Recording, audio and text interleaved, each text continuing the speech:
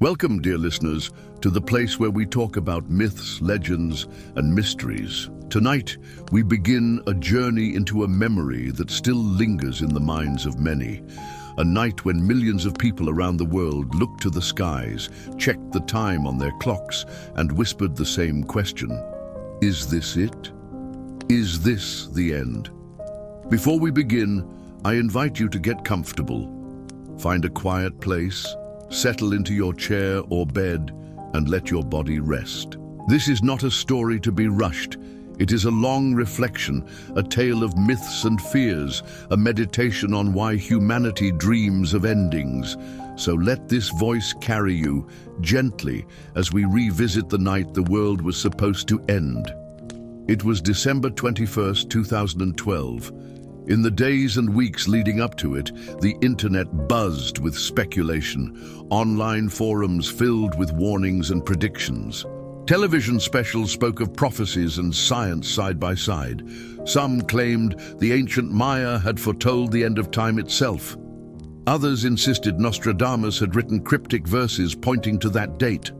Still others whispered of a hidden planet, Nibiru, that would collide with Earth, ending life in a cosmic instant. Everywhere, there was an undercurrent of tension. Families joked about it at dinner tables while quietly wondering if perhaps they should prepare just in case. Survival gear sold in surprising numbers. Some people built bunkers, hoarded supplies, or planned pilgrimages to sacred sites where they believed they would be spared. Others laughed it off, but still felt the unease in the back of their minds, like a shadow you cannot shake. And then came the night itself. Across the globe, thousands of people gathered, in living rooms, in basements, in mountain retreats, waiting. They counted down the minutes as the date approached. In some places, groups meditated together, hoping for a cosmic awakening rather than destruction. In others, they prayed. In others still, they drank and celebrated, as though it was New Year's Eve with higher stakes. And when midnight struck, nothing happened. No fire from the sky, no planetary collision, no cosmic reset. The clocks ticked forward into December 22nd, and the sun rose the next morning exactly as it always had. But here is the secret. Something did happen that night. Not in the heavens, not in the ground, but in us. For in that shared waiting, in that strange mix of fear and hope, we revealed something deeply human. We revealed our fascination with the end, our need to imagine it, to prepare for it, to give it a date and a shape. Because even though 2012 passed without catastrophe, the story itself was real. The anticipation, the anxiety, the curiosity, those were all real. And when the world continued, we did not lose our hunger for an ending. We never do. The night we waited for the end of the world in 2012 was not the first such night. It will not be the last. It was only one ripple in a long history of apocalyptic imagination. From ancient prophets to modern scientists, from myths of fire and flood to internet conspiracies, humanity has always found comfort in imagining an end. So tonight, as you listen, as you drift deeper into this story, remember, this is not simply about the Maya calendar, or Nostradamus, or NASA press releases. It is about something older, something archetypal. It is about our need to close the book, to imagine the final chapter, to believe that history itself can have an ending. And by the time we finish, we will ask a final question together. If the world did not end in 2012, what did end that year? And perhaps more importantly, what began? So dear listener, breathe deeply, relax, and let us step back into the night we all waited together for the world to end. If we are to understand why the world was said to end in 2012, we must first return to the ancient Mayan, a civilization that flourished in Central America for centuries. Their cities rose with pyramids and temples, carved with glyphs, aligned with the stars.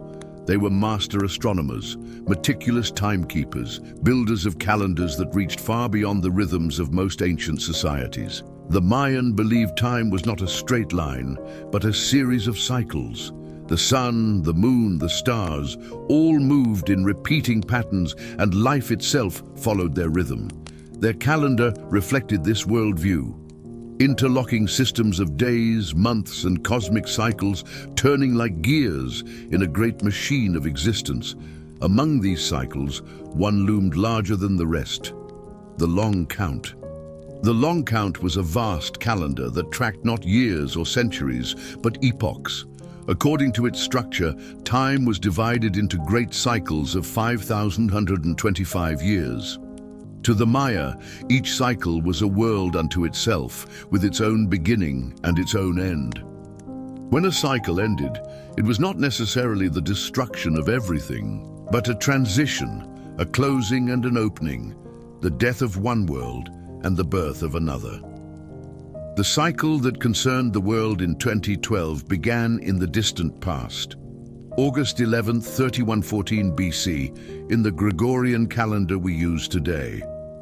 That was the day the long count was said to begin. From that point, the gears of time began to turn. Day by day, century by century, the calendar ticked forward toward its completion. And by modern reckoning, the end of that cycle would fall on December 21, 2012. This date, pulled from ancient inscriptions and decoded by modern scholars, became the seed of the prophecy. To the Mayan, it was simply the end of a cycle, a cosmic reset, the turning of a great wheel. But to modern imagination, hungry for apocalyptic drama, it became something else. It became the end of the world. How did this happen? Partly through misunderstanding. Archaeologists discovered inscriptions referring to the end of the long count, but not all agreed on what the Mayan had meant. Some texts spoke of new beginnings, others referenced the return of certain gods or cosmic forces. None explicitly predicted apocalypse, yet the Western mind, raised on images of Armageddon and Judgment Day, filled in the silence with fire and catastrophe. And so the date of December 21, 2012 escaped the pages of archaeology and entered popular imagination. Books were written warning of doom. Films and documentaries speculated on what form the end might take. Would it be solar flares, earthquakes, planetary alignments? Would the Earth's poles flip, throwing nature into chaos? Would a hidden planet collide with us? The possibilities multiplied, each stranger and more dramatic than the last. But here is the quiet truth. For the Maya, time was never about annihilation. It was about rhythm. The end of one cycle was the beginning of another. The universe, in their eyes, was a series of deaths and rebirths, endings that gave rise to beginnings. In this way, their calendar was less about fear and more about continuity. And yet, we turned it into fear. We turned it into an ending. Why? Perhaps because we are a people obsessed with finality. We want history to move in a straight line, to climax, to conclude. Cycles confuse us. Endings, however, we understand. And so, when given the idea of a calendar ending, we made it into the end of all things. December 21, 2012 became not only a date but a stage. Humanity projected onto it all its anxieties, all its hopes, all its longing for resolution. It was never only about the Maya, it was about us. And so we must ask, what does it say about us that when handed the idea of renewal, we chose to imagine apocalypse instead? Whenever the world grows restless, prophets rise. They appear in every age, in every culture, carrying messages of endings. Sometimes they are priests, sometimes poets, sometimes self-proclaimed visionaries writing in basements or broadcasting on late-night radio. The year 2012 was no exception. As soon as the Mayan calendar entered the public imagination, the prophets appeared to interpret it, to amplify it, to sell it. Among the most famous names tied to 2012 was Nostradamus, the 16th century French astrologer whose cryptic verses have been recycled for centuries to predict wars, plagues, assassinations, and the end of the world. In truth, Nostradamus never wrote the word 2012. His quatrains are vague, metaphors wound in riddles. Yet in the years before the date, countless books, websites, and documentaries confidently claimed that Nostradamus had foreseen apocalypse in that year. Some pointed to his references to cosmic fire, to a great king of terror descending from the sky. Others twisted his imagery into confirmation of whatever fear was most popular. Nostradamus, long dead, was drafted into the army of 2012 prophets, his words stretched and reinterpreted to fit the moment. There were modern voices too. Writers and self-proclaimed experts filled bookstores with volumes predicting catastrophe. Titles promised the end of days, the collapse of civilization, the great alignment of planets. Some argued that on December 21st, the Earth would pass through a galactic rift, triggering earthquakes and floods. Others claimed the magnetic poles would suddenly reverse, plunging humanity into chaos. The mysterious planet Nibiru, sometimes called Planet X, was said to be on a hidden trajectory toward Earth, invisible until it was too late. The internet became the new pulpit for these prophets. On forums and early YouTube videos, people whispered of government cover-ups, of secret observatories watching the skies, of scientists silenced to prevent panic. Every grainy video of the sun, every blurry photograph of the night sky became evidence. Fear spread not through village gossip or church sermons, but through email chains and viral posts. The prophecy went digital. And like all apocalyptic predictions, 2012 became a business. Books sold in millions, documentaries aired on primetime television. Survival companies offered doomsday kits, promising food, water, and shelter for when the grid went down.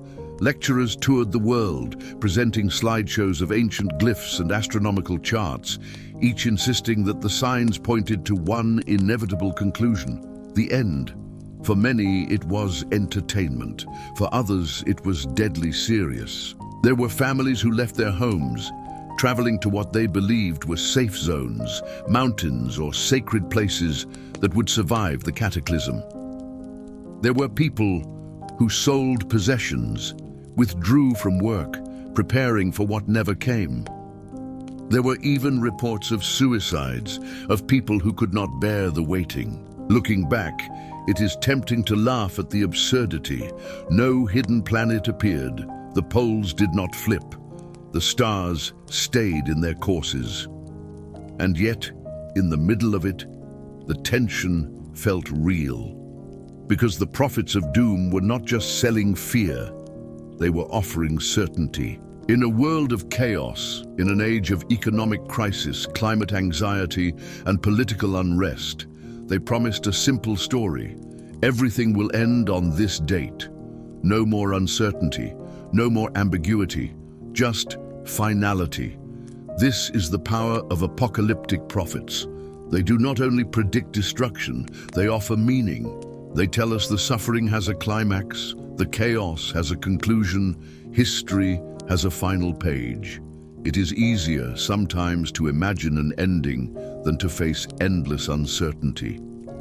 And so the prophets multiplied, their voices echoing louder as December 21st drew near. They spoke on television, in books, on stages, and online. They drew lines on calendars, marked the hour, and urged humanity to prepare. But when that hour passed and the sun rose again, what remained? Not the end of the world, but the reminder that prophets have always been with us and always will be. For when one date passes, another takes its place. The prophecy shifts, the imagery changes, but the need endures. We still long for endings, and so we still listen. The prophets of 2012 did not vanish in shame. Many of them simply turned their gaze to new dates, new catastrophes, new cosmic alignments.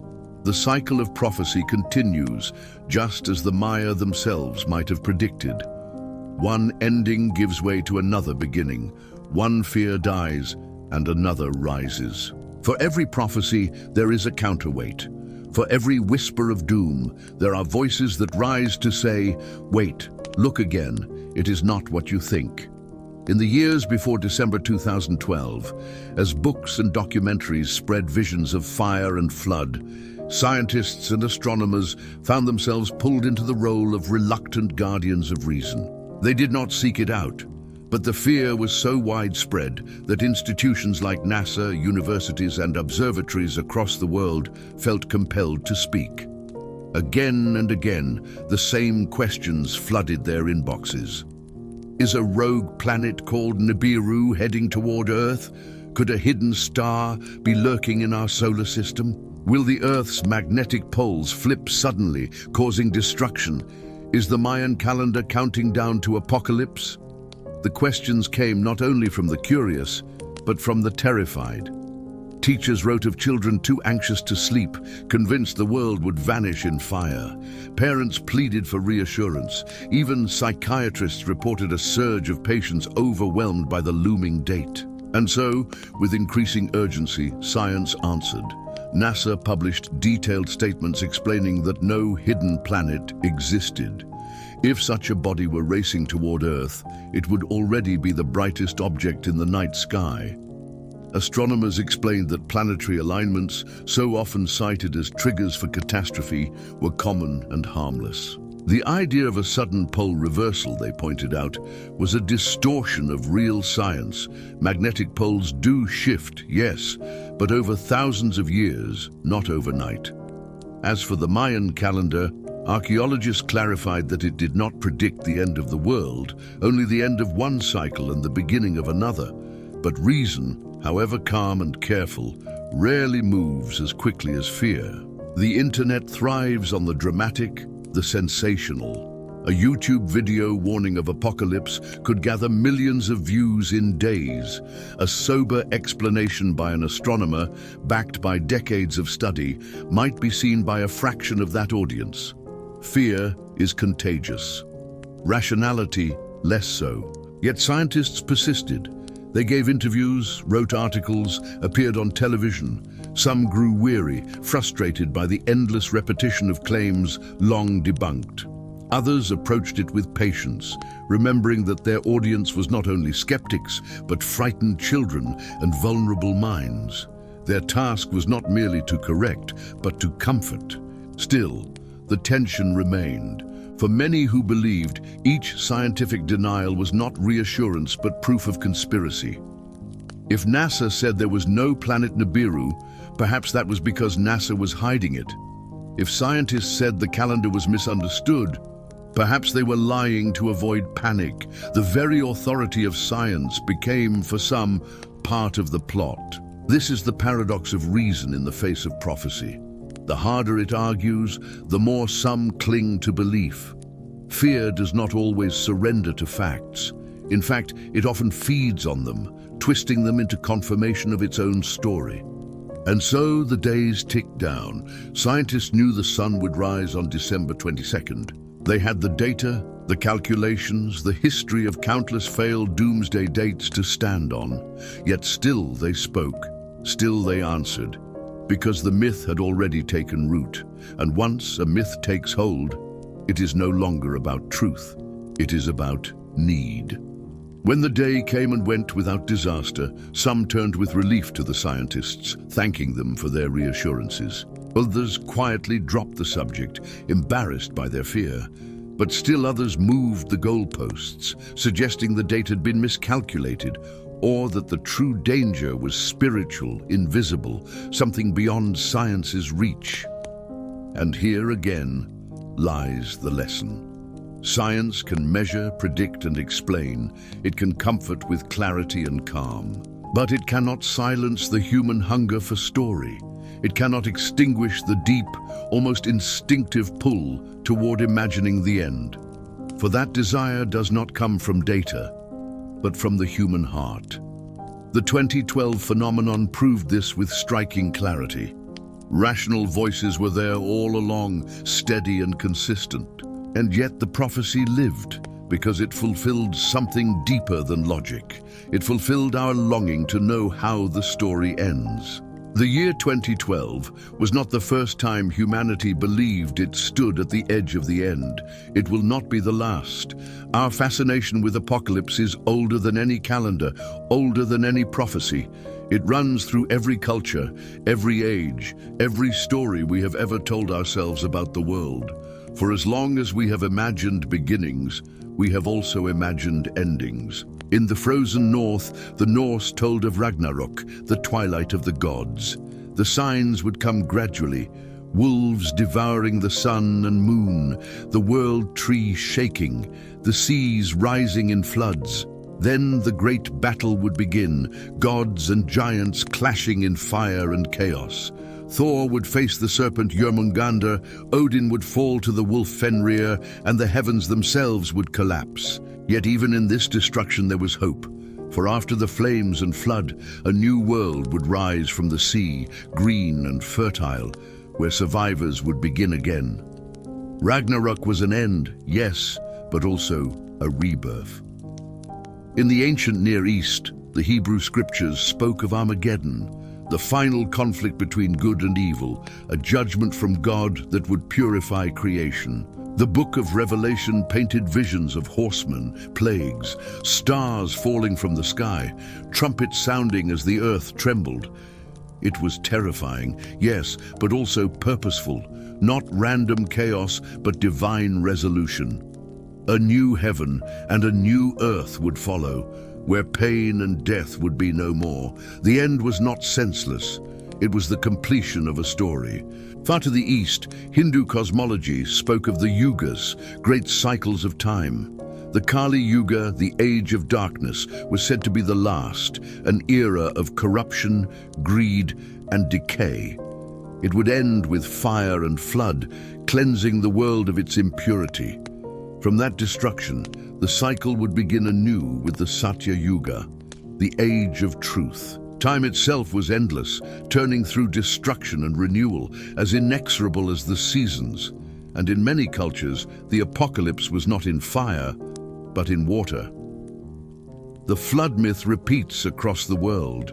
The Sumerian tale of Utnapishtim, the biblical story of Noah, the Greek legend of Deucalion and Pyrrha. Each told of humanity swept away in a deluge, punished for its corruption, with only a few survivors chosen to repopulate the earth. The flood was both an ending and a washing clean, a cosmic reset that wiped away the past. These myths vary in detail.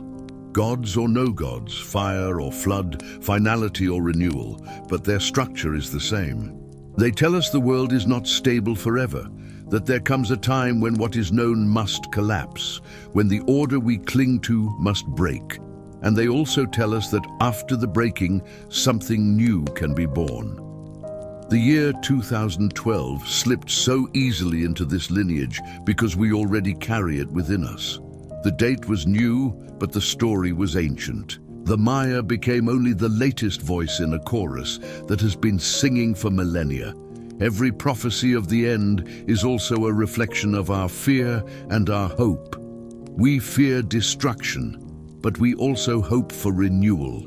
We long for something beyond the present, even if it must come through fire. Why do we do this? Perhaps because endings are easier to imagine than endlessness. Infinity terrifies us. The thought that history stretches on forever with no conclusion, no resolution, can feel unbearable. An ending, even a catastrophic one, gives us closure. It gives meaning to the chaos. When December 21st, 2012 arrived, it carried all of these echoes with it. The fears of flood and fire, the hope of rebirth, the dream of a story that concludes. Humanity has always written the apocalypse into its myths because deep down, we cannot resist the idea that the world itself is a story. And like all stories, it must have an ending. And yet, as every myth reminds us, the ending is never the end. Ragnarök leads to renewal. The flood leads to survival.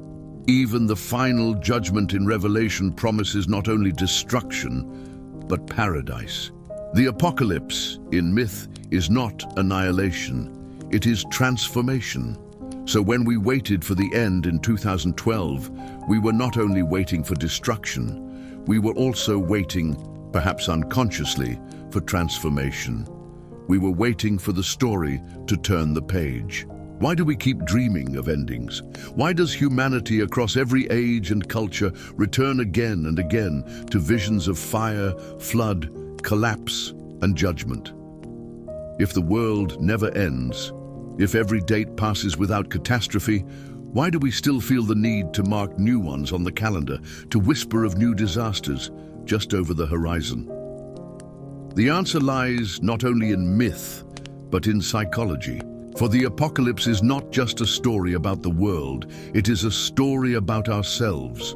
We live surrounded by uncertainty. Each day brings change, chaos, loss. Empires rise and fall, economies collapse, climates shift, lives end in moments. For the individual, for the family, for the nation, endings are real. They happen all the time. And so it is natural that we project them onto the world as a whole. If my story has an end, if every life has a final chapter, surely history itself must too. But there is more. Endings, for all their terror, are also comforting. To imagine an apocalypse is to imagine that the chaos around us is not random, that suffering has a purpose, that all the loose threads of existence will one day be tied together. It is easier, in some way, to imagine fire from the heavens than to imagine endless ambiguity. A final page is simpler than an eternal, unresolved story. There is also the longing for renewal. When the present feels unbearable, when corruption and conflict seem overwhelming, we dream of a cleansing, of a collapse that wipes the slate clean. We may fear the destruction, but secretly we crave what comes after. The green shoots rising from the ashes, the chance to begin again. The apocalypse is not only terror, it is also hope disguised as fear. Think of December 2012. The fears were real, of comets, of collisions, of cosmic events, but beneath them ran another current. People spoke of a spiritual shift, of an awakening, of humanity entering a new age. Some groups gathered not to await death, but to await transformation. They believed that on that date, consciousness itself would change, that humanity would rise to a higher plane. The apocalypse for them was not an ending at all, but an ascension. This duality, fear and hope, destruction and renewal, is what gives apocalyptic imagination its power. It is why we never grow tired of it, because it speaks to both our dread and our desire. It acknowledges the chaos we live in, but also promises that it is not forever. There is also something profoundly personal in it. When we dream of the world ending, we are, in a way, dreaming of our own deaths. The apocalypse is a collective mirror of the individual truth we all face, that one day, for each of us, the world will end. To imagine the end of all things is to confront, at a distance, the inevitability of our own mortality. And perhaps it is easier to think of everyone ending together than to face the silence of ending alone. This is why the year 2012 touched something deep in so many. It was not only about Mayan glyphs or planetary alignments. It was about our hunger for resolution, our fear of chaos, our longing for renewal, and our awareness of death. The date gave us a way to hold all of that in our minds at once. It was a container for our anxieties and our hopes. And when the date passed, when the sun rose and life continued, part of us was disappointed. For while we were relieved that catastrophe had not come, we were also left with the same uncertainty, the same endlessness. The story did not end, and so we began again to look ahead, to find new dates, new disasters, new endings to imagine. This is why we long for the end, not because we truly want the world to end, but because we want to believe it has meaning. We want to believe the chaos leads somewhere. We want to believe the story concludes. And so the apocalypse, though it never arrives, is always with us. It lives in our myths, our prophecies, our imaginations. It is not an event, but a mirror. not a prediction, but a confession. It is how we reveal what we fear and what we hope for, all at once. When the world becomes convinced of its own ending, it does not only tremble in fear, it buys, it prepares, it consumes. The apocalypse again and again proves not only to be a prophecy, but also a market. And in 2012, that market thrived. Long before December 21st, the bookstores were already full. Row upon row of paperbacks and glossy covers promised revelations. The Mayan prophecies, 2012, Countdown to Apocalypse, The End of Days. Each claimed to hold the key to understanding what was coming. Some presented themselves as history, others as science, still others as mystical guides. The predictions varied wildly. Cosmic alignment, solar storms, hidden planets, spiritual awakenings, but the message was the same. Something extraordinary would happen, and you must be ready. These books sold by the millions. They appeared on bestseller lists, were reviewed in magazines, and filled the bags of curious readers who wanted to know what the date might bring. For some, they were entertainment, like thrillers dressed as non-fiction. For others, they were manuals of survival. Television joined the frenzy. Documentaries aired on major networks, often blending fact with speculation, weaving the science of astronomy with the drama of apocalypse. Even respected channels, hungry for ratings, could not resist. A show about the Mayan apocalypse would always draw more viewers than one about quiet archaeological nuance. And so, fear became programming. Then came the survival industry. Companies specializing in disaster preparedness found their sales surging. Long-term food supplies, water filters, generators, bunkers, items usually bought by a small subculture of preppers, suddenly entered the mainstream. Families who had never thought of stockpiling rice or canned beans placed orders just in case.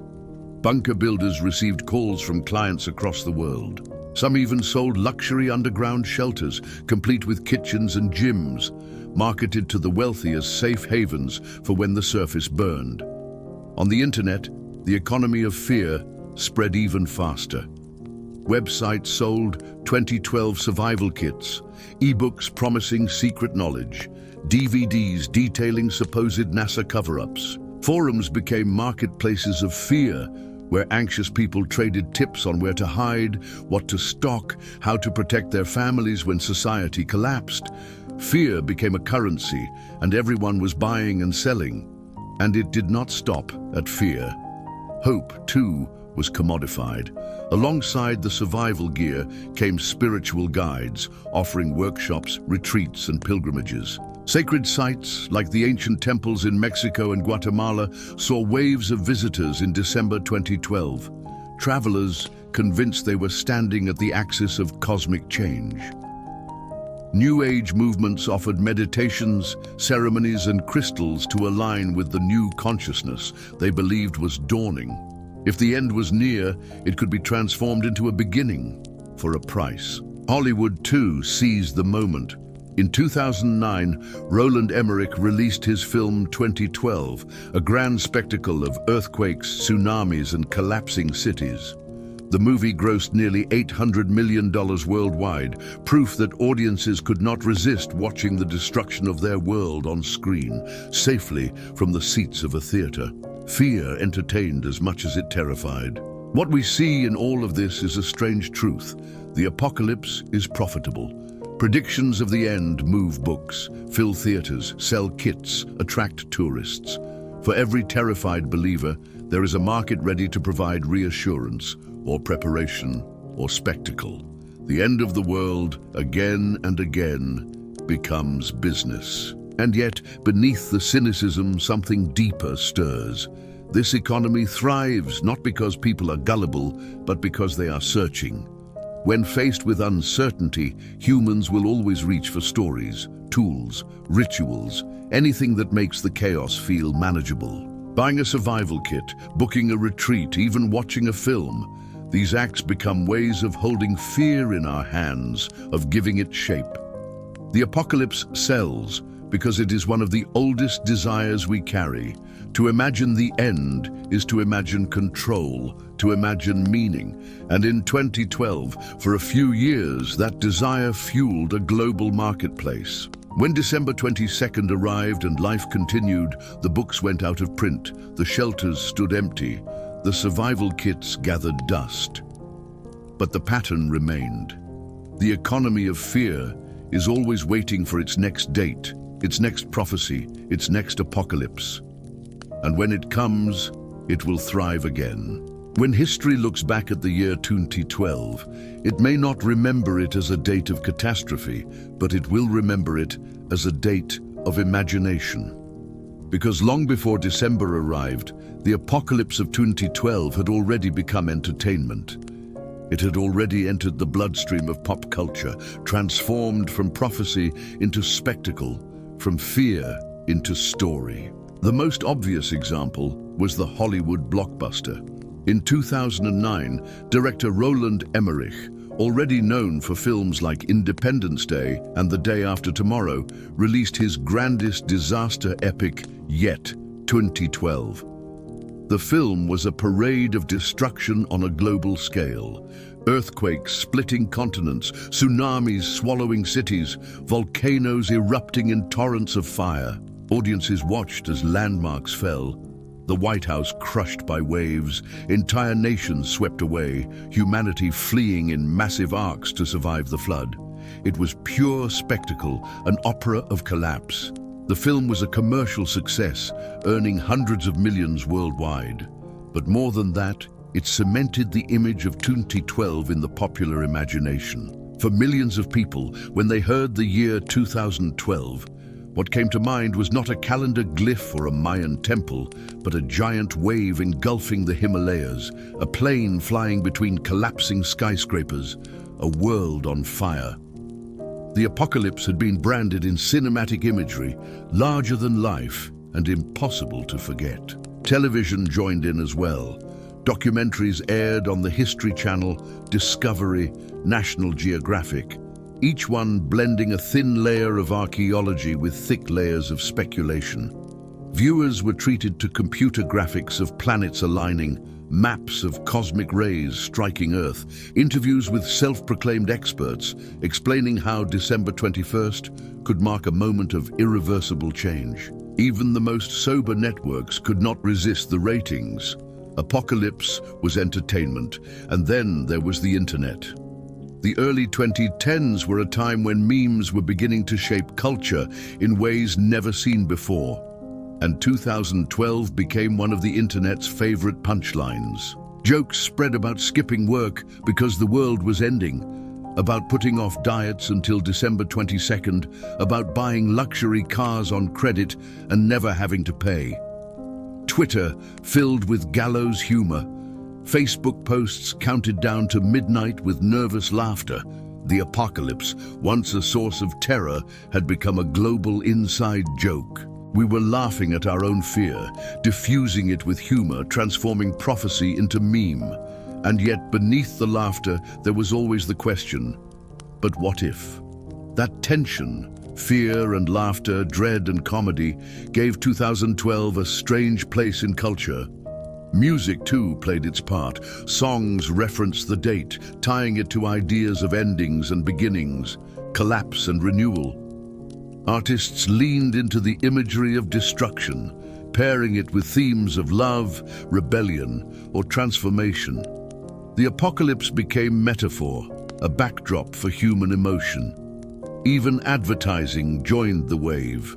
Brands winked at the date in commercials, offering products before it's too late. Companies capitalized on the sense of urgency, turning the world's supposed final countdown into a marketing gimmick. The apocalypse was not only fear, not only story, but business strategy. And perhaps most interesting of all, 2012 became part of childhood memory. For a generation of teenagers, the hype of that year became a formative story. They remember sitting in classrooms, whispering with friends about the date, half joking, half afraid. They remember scrolling through online posts, seeing images of fire and floods, wondering if it could be true. Today, many of them laugh at it as adults, but they also remember the strange, collective tension of those days. This is how myths endure in modern times. They do not always live in temples or scriptures. Sometimes they live in memes, in movies, in pop songs. Sometimes they spread not by priests or prophets, but by hashtags and trailers. 2012 was not only a prophecy, it was a cultural event woven into the stories and humor of a generation. And when the date passed, the memes continued. I survived 2012 became a punchline, a t-shirt slogan, a memory to share. The apocalypse that never came still left its mark, not as destruction, but as story. This is the paradox of the modern age. Even when we do not believe, we still participate. Even when we laugh, we are still part of the myth. The apocalypse becomes not only a fear, but a festival, a shared experience, a narrative we tell together, each in our own way. 2012 will be remembered not as the year the world ended, but as the year the world shared a myth, together, across borders and languages, half afraid and half amused. It became proof that even in an age of satellites and smartphones, humanity still longs for stories too big to ignore. The world did not end in 2012. The sun rose, the oceans stayed in their place, the mountains stood unshaken. And yet, when we look back at that year, something about it does feel like an ending. Not the end of all things, but the close of a chapter. A door quietly shutting on one age and another door opening without anyone fully realizing it at the time. What ended in 2012 was not the planet, but a way of inhabiting it. Those who lived through that time remember it as a moment balanced between two worlds. The internet had already woven itself into daily life, but it had not yet consumed it entirely. Smartphones were spreading, but not yet universal. Social media was powerful, but not yet all-encompassing. In 2012, we stood at the threshold of a new era, though we did not yet know how irreversible it would be.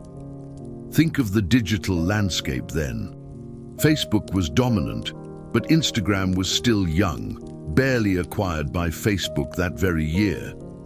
Twitter was a place of conversation, not yet the raging firestorm of politics and outrage it would become. YouTube was growing into its role as the world's video archive, but the age of influencers had only just begun. TikTok did not exist.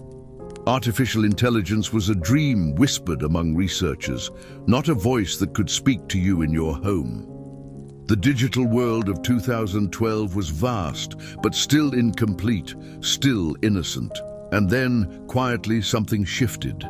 In the years after 2012, the world accelerated. Social media became not an accessory, but the architecture of life. The smartphone became not a tool, but an extension of the self. Information, entertainment, outrage, community, everything moved online all at once. The boundaries between the physical and the digital blurred. And with that blurring came transformation, in politics, in culture, in how we see ourselves. Perhaps that is why the myth of the Mayan apocalypse captured us so powerfully. On some level, we sensed an ending was near, even if it was not the one the prophets promised. We felt that the old rhythms of life were breaking, that the way we connected, worked, dreamed, even thought, was about to be rewritten. The calendar ending became a mirror of our own transition, the close of an era we could not yet name. And look at the wider world. 2012 came only a few years after the global financial crisis of 2008, a wound that reshaped economies and shook trust in institutions. It came in the shadow of the Arab Spring, where revolutions rose and fell with the speed of tweets, leaving both hope and despair in their wake. It came in an age when climate change was no longer a distant theory, but a gathering storm that darkened headlines with each passing year. The sense of fragility was already there. The idea of an ending was already in the air. The truth, then, is that something did end in 2012. Not the world itself, but the world as it had been. A chapter of history closed, and a new one began. We left behind the last fragments of the 20th century's slower rhythms, its half-digital innocence, its lingering belief that change was gradual. We entered an era where change accelerates, where certainty crumbles, where the future feels perpetually unstable. Perhaps this is why, even now, some people look back on 2012 with nostalgia. They remember it not as a year of disaster, but as the last year before something intangible shifted. The last year before the world became what it is now. So when the prophets said the world would end, they were not entirely wrong. They mistook the form, but not the feeling. A world did end. Not the planet, not humanity, but a way of living, a way of imagining stability. We crossed a threshold that year, one that cannot be crossed again. And maybe this is the deeper meaning of the 2012 prophecy. The Maya spoke of cycles, of endings that are also beginnings. Perhaps December 21st was just that, the close of one cycle and the quiet dawn of another. The apocalypse that never came was, in fact, the apocalypse that already had. The world did not end in fire. It ended in transition, and we are living in the world that was born from that ending. The world did not end in 2012, and yet, as we have seen, the story of the end never truly dies. It only shifts its form, moves its date, finds a new prophecy to inhabit. The end will always return, because the end is not only a prediction about the future, it is an archetype, it is a part of us. Think back to the stories of Ragnarök, Armageddon, the flood, the Kali Yuga. Think of Saint Columba warning of beasts in the water, of prophets whispering of fire in the sky, of modern preachers counting down the hours on television. They are all telling the same story with different masks, that what we know cannot last forever, that a collapse must come, that after destruction comes renewal. It is a rhythm written into human imagination as deeply as birth and death. 2012 was one date among thousands. It came, it passed, it disappointed, and yet it also revealed something timeless. It showed us that even in an age of satellites, supercomputers, and DNA analysis, we still hunger for myths. We still gather around stories of endings, half afraid, half amused, unable to look away. The myth of apocalypse survives not because it is true, but because it speaks to a truth deeper than fact. Our awareness of mortality, our longing for meaning, our craving for renewal. The prophets of 2012 promised destruction, but what they really gave us was a mirror of our anxieties in a time of crisis, a mirror of our desire for certainty in an uncertain world, a mirror of our refusal to believe that history can go on forever without resolution. We looked into that mirror and saw not the end of the earth, but the end of an era. And though the date passed, the need it revealed remains. For even now, we still wait for the next ending. Climate collapse, artificial intelligence, wars and pandemics. Somewhere, someone is already writing a new date on a calendar, whispering of the end to come.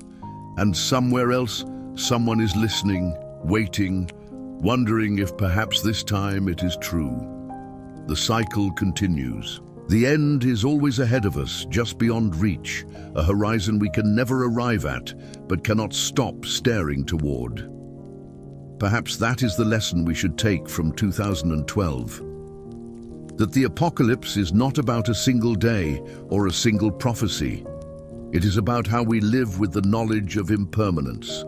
It is about how we face the fact that everything, nations, civilizations, lives, has an end. We clothe that truth in fire and flood, in calendars and planets, but beneath it all is the same truth.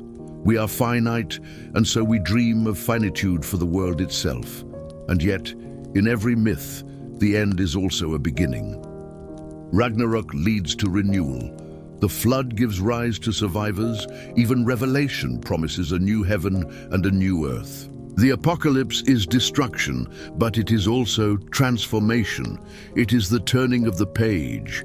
So perhaps the world did end in 2012, not in the way the prophets claimed, but in the way the Maya themselves might have understood, as the close of a cycle, the passing of one world into another. The old rhythms gave way to the new, and we live now in the world that was born. The end, then, is not something to fear. It is something to acknowledge, to accept, to even cherish, because without endings, there are no beginnings. Without apocalypse, there is no renewal. Without death, there is no life. And so, dear listener, as you close your eyes and let this story drift into silence, remember, the end will always return. In myths, in prophecies, in whispers of the future. But it is not only a story of destruction, it is a story of transformation, of meaning, of hope. The apocalypse is not the erasure of life, but the reminder that life is always changing, always beginning again. The world did not end in 2012, but one day, in some form, it will. And when that day comes, whether in fire or in silence, it will be not only an ending, but also a birth. Until then, we wait. Until then, we imagine. Until then, we live in the eternal ripple of a story that never stops returning.